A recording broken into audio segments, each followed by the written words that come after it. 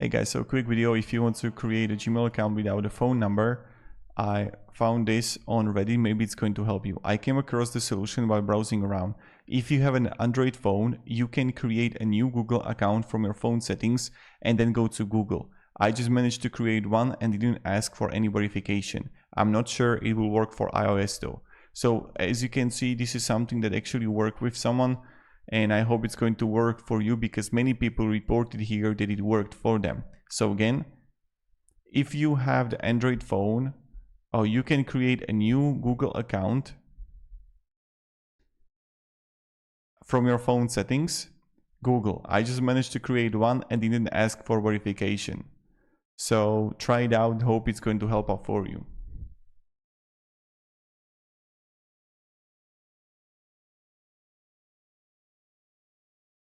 And have a great day and goodbye.